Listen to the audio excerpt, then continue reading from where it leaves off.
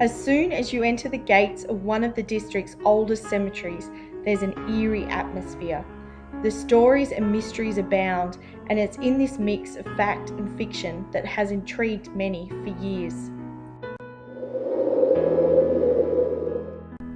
The Queanbeyan Riverside Cemetery is said to be the burial site for Canberra's first recorded murder victim, an 11-month-old baby boy named Charles Robert Porter. It's a sad and sorry story from Canberra's Depression years. On the 28th of November 1932, Bertram Edward Porter, a 25-year-old sheet metal worker from Kingston, was arrested on a charge of the willful murder of his son, the first charge of murder to be laid in what was then the Federal Capital Territory. It begs the question, how could a father commit such an act? At the time, Bert's 17-year-old wife, Vera Joffrette Jacobs, had left him and their son for another man. Bert was desperate to reconcile with his wife, and despite adoring his son, he was struggling to cope with unemployment and life as a single parent. After failed attempts to reconcile, Bert decided to take his own life and that of his son in a murder-suicide. After giving the baby a small amount of poison, the police arrived on the scene and interrupted Bert before he was able to take the poison himself. The police rushed the child to a nearby chemist, but despite their efforts to save him, baby Charles died a short time later.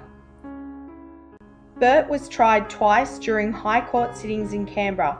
The jury were unable to agree on a verdict during the first trial, and a verdict of not guilty on the grounds of temporary insanity was delivered at his second trial. However, Bert was kept in custody until 1935, when he was granted a divorce, and authorities believed he was no longer a threat to his wife or himself.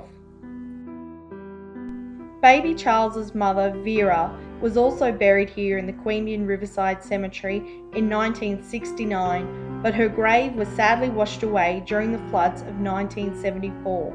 She is now remembered on the flood memorial, as is a baby Jacobs. Today, there appears to be no records of baby Charles's grave, and due to the amount of damage caused by floods over the years, the records are of course incomplete.